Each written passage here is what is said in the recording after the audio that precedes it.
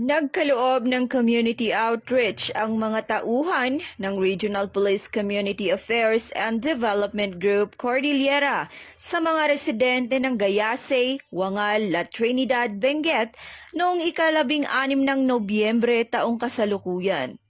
Ang isinagawang community outreach ay pinamagatang Light a Village na naglalayong magbigay ng pag-asa, pagkakaisa at malasakit sa kapwa.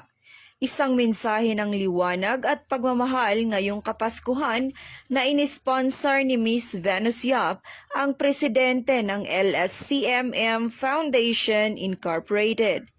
Katuwang ang Regional Police Community Affairs and Development Unit Cordillera sa pamumuno ni Police Colonel Luisito B. Meris at ang Regional Mobile Force Battalion 15, matagumpay na naisakatuparan ang programang ito. Ang aktibidad ay kinabibilangan ng pagdekorasyon ng mga bahay, pamamahagi ng tsokolate at pagsasagawa ng iba't ibang palaro para sa mga bata. Naghanda rin ng masaganang tanghalian para sa lahat ng kalahok na nagbigay daan sa masayang kwentuhan at pagbabahagian ng karanasan.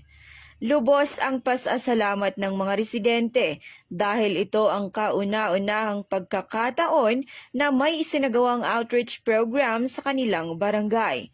Binigyang diin nila ang kahalagahan ng pagkakaisa at pagtutulungan sa ganitong mga gawain.